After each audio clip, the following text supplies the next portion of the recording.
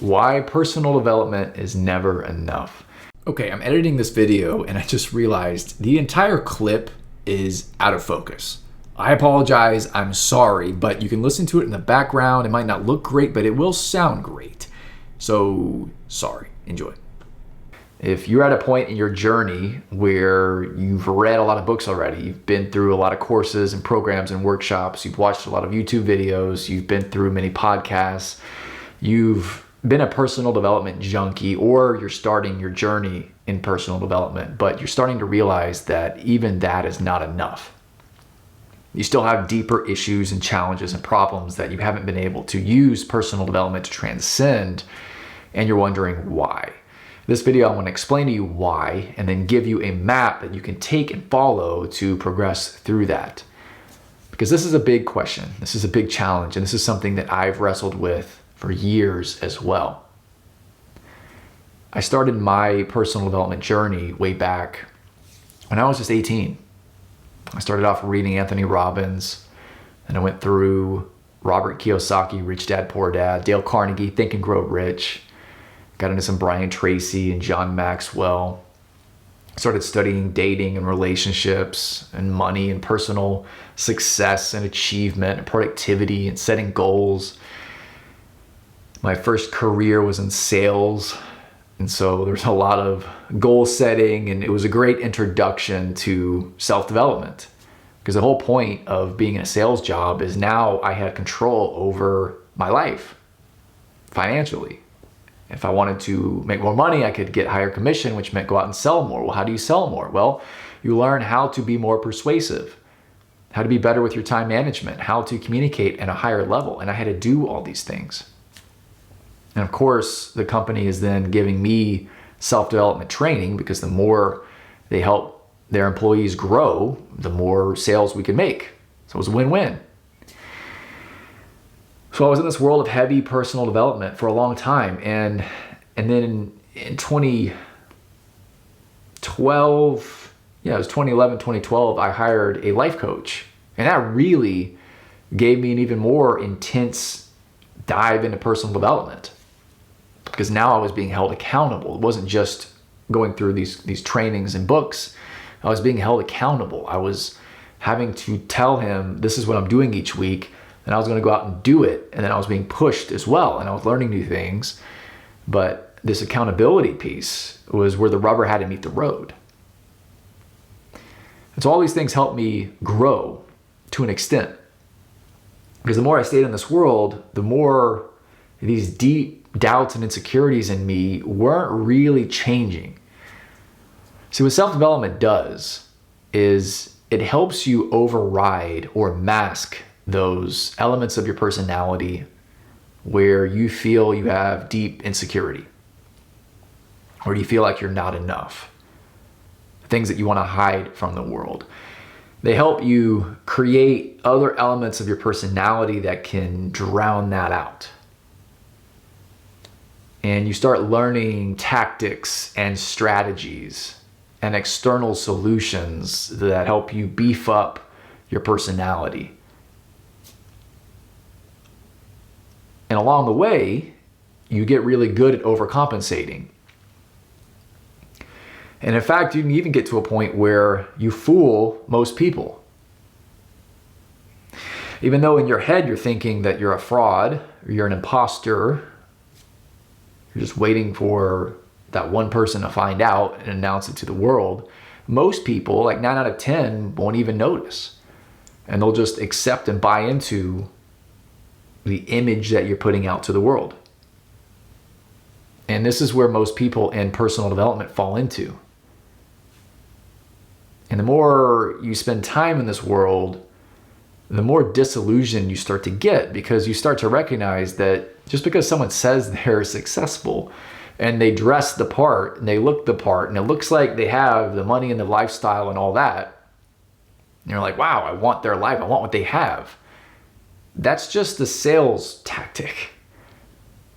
They're fooling you a lot of the time, because then when the video stops, the event stops, and they walk off the stage, they're an entirely different person.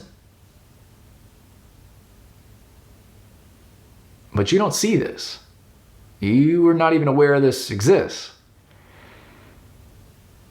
Because it's easy when you have been in the game for a long time to pull this off. In a sense, these people become actors, really good at putting on that show, and then they can turn it on and turn it off. And you don't see the downtime, you don't see the off. And the challenge with self-development, and self-development is part one of the process of growth. And there's 4 parts. I'm going to walk you through it right now. But the challenge with self-development is it doesn't do enough to really get you to look at the deeper parts of who you are and the healing that you're really actually yearning for. It's a good start, but it's based on going from the outside in. And so it'll let you get to a certain level in your life, but it won't do enough to create happiness or fulfillment for you. I'm not knocking it. Again, I think it's the good first step. And it's a start, because without the foundation of self-development to go the rest of the way, you really don't have enough of a base to work off of. Because the self-development, accountability, setting goals and achieving them, being productive, doing what you say you're going to do, learning how to be more influential and persuasive, how to motivate yourself, how to aspire and think bigger and dream more and not just settle for what you've been given. All these things are necessary to get to the second level, but in and of itself, they're not enough to create that true internal joy and that elevation of your consciousness that you're seeking. Self-development is just part one of that. The second part is self-understanding. And that's where you start doing some hard internal work. That's where introspection starts to show up, self-inquiry. And that's where, instead of hiding or masking your insecurity, you start sitting with it and being present to it, going inward into it. Prior to that, self-development is about learning from other people that have created more success than you. And so you're reading books all the time, you're doing these workshops and seminars and listening to podcasts, whatever, and you're learning and hearing from people that have more success than you perceive. And so you're learning, in a sense, what they did and how they think and the actions they take to get where they are, so you can model them. It's self-understanding. Now you're turning all your direction inward. And you're looking at your deepest fears, your deepest pains, the things that are still unresolved from childhood. You start investigating what's known as your shadow. And if you're not familiar with that, that's a term coined by Carl Jung, and then actually even predating him, Sigmund Freud, I believe, coined it originally. And it's that part of you that's dark that you don't want to look at. And it's your deepest fear. It's like the wounded animal within. And you get into self-development because you don't want the world to see that, or you feel like the world has seen that side of you to an extent already, and it's painful for you because you're reminded of how you're not good enough. Now, this part of you is not socially acceptable, and so you hide it, you stuff it down within and away from the light of your consciousness. And so it becomes your darkness, it becomes your shadow. And I'll do a video on this whole idea in a lot more depth, but then your shadow is projected and you start seeing it in other people, but not in you. And so you start demonizing the outside world. And I used to do this a lot with self-development, where I would look at other people that are not developing themselves, and I would see them as the other. Just like a Democrat would see a Republican as the other, or vice versa. Or a Christian would see a Muslim as the other. I would look at people that were not in self-development and go, oh yeah, well, look how lazy those people are. Look how stupid those people are. And that was me projecting my insecurities out onto them. So with self-understanding, you begin to realize this is what you're doing. You are projecting, and it causes you to rein everything back in and to sit with your dark side, your insecurity. Understand where this pain came from, where this yearning and longing came from. It has you look at what you're addicted to. Because your addictions more than likely came as a result of handling trauma from your childhood. So you start paying attention to that and you get closer and closer to the source of what's going on. And that's what personal development by itself can't do. This is a lot deeper than that. So the second part is then self-understanding. And if you keep at it, if you keep this process of self-understanding going, you get to the next level, which is self-love. And self-love is only possible when you can take the aspects of you that you find most appealing, that you have developed, that you are proud of, that you're happy, more than happy to show to the public. But you can also take your dark side and the elements that you're ashamed of, and you love them equally. You're not trying to hide this part of you from the public. You've embraced it, and embracing it, you've now integrated them together. You're not split. If you ever have had a hard time making up a decision, or you feel like you're torn or conflicted, part of me wants to do this, but part of me wants to do that. That's a lack of this unity. It's a lack of this integration. You're fragmented, you're fractured in some way. And doing the work of self-love brings you all together. And so now your decision making becomes more streamlined. Your values also get overhauled at this level. What's really important to you starts to shift at this level. And you'll discover the irony of self-development is that what you were chasing after and hoping personal development could get you closer to, money, success, status, fame, popularity, celebrityhood, power, influence, nicer house, nicer car, more travel, more freedom, all that was secondary to the emotion that you were hoping all those things could bring you. And you realize that all those things were you trying to overcome or conquer or get away from something negative. But it wasn't you really choosing them. And self-love reprioritizes what's truly valuable in your life. You also hold your self-esteem at a higher level.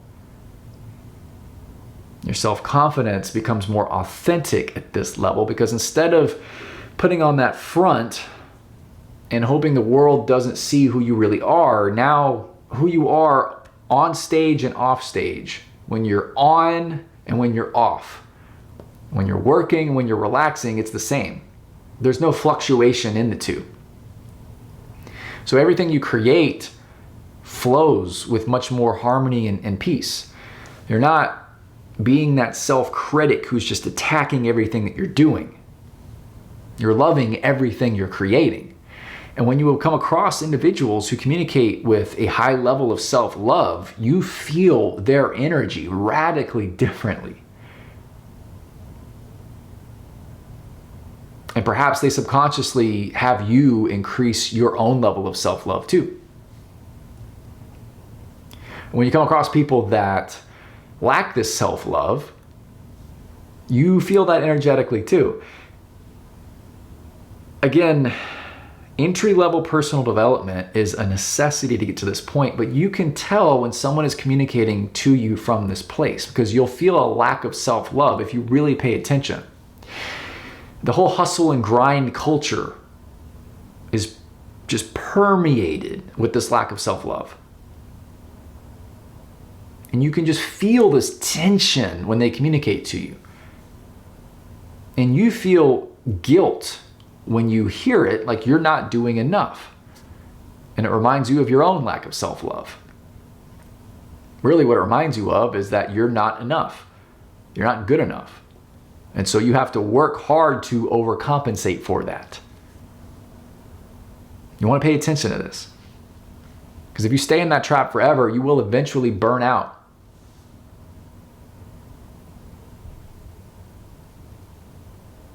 This is one of the greatest traps that show up if you stay stuck at that paradigm.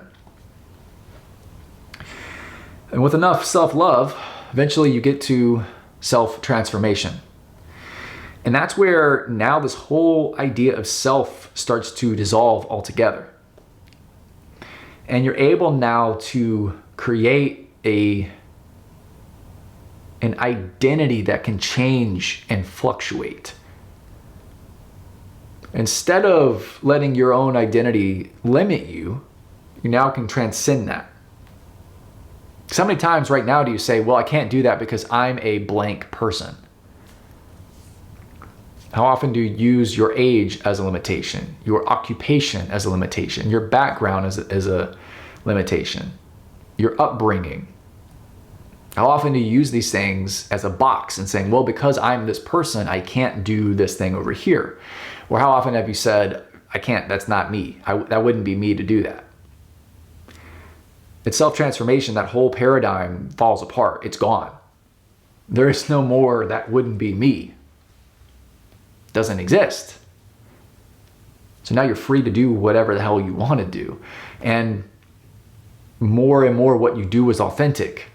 It's not modeled after others in your environment. It's completely true to you. And the paradigm here, or the paradox rather, is that while the sense of you is no longer as concrete and definite as it was before, you're simultaneously creating what is more and more deeply you.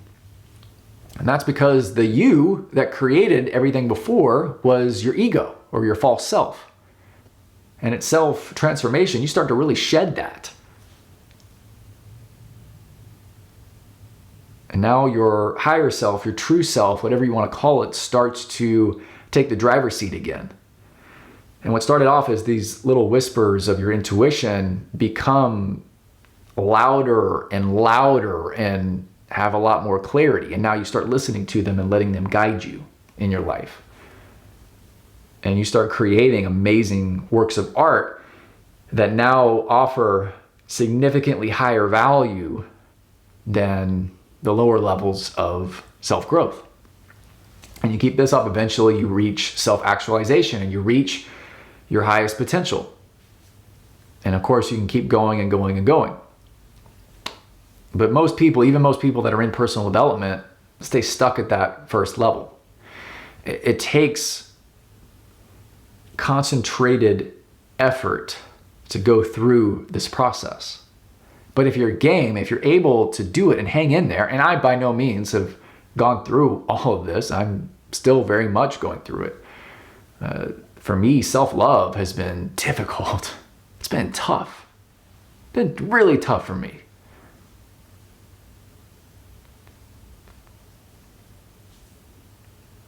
But what's exciting to me is looking at where I am and where I've been and where I'm going. And my hope for you is that it inspires you as well. So if you're ever wondering why personal development hasn't been enough for you, I hope this answers your question. And I hope you now are inspired to get into that second level of self-understanding. And as a simple entry point, go read books by Carl Jung. Great starting point. Don't become, a Jungian follower. Now you're obsessed with him. But again, it's another good piece on your journey. Go start learning about your shadow. Learn how to integrate your shadow. Learn how to face some of those childhood traumas. Learn how to heal that inner child. That's the next step for you. And when you do that, you'll begin to see why personal development is never enough. I hope this has helped you. I hope you've resonated with this as well. If you enjoyed this video, be sure to give it a like, subscribe if you haven't already, and stick around because I'm going to be creating a lot of videos. The game plan here from me, I can create videos like this pretty effortlessly. But I want to create maybe 2 or 3 videos like this a week where, you can listen to these in the background. There's no cinematography, no editing, no production behind these. So throw them on in the background when you're driving somewhere, when you're working on something, throw it on in the background. I'll have 2 or 3 of these a week, ideally maybe more. And then 1 video a week will be highly produced, highly edited. I'm gonna be doing more skits and sketches with comedy. I'm gonna do more storytelling and making a point, more B-roll, if you will, and more traveling as well. And that'll be videos that I do want you to give your absolute attention to if it resonates and if you like it. So that's what to expect going from here. Just wanted to share that. It's funny like sharing this to a camera because in many ways, I know when you're watching this, it's as if I'm talking to you, but right now I'm literally just talking to a camera. It's weird. So I'm also kind of just telling myself what I'm going to expect from myself here. So I'm making this commitment here with you. But I look forward to it. Have an awesome rest of your day and take care. Talk soon.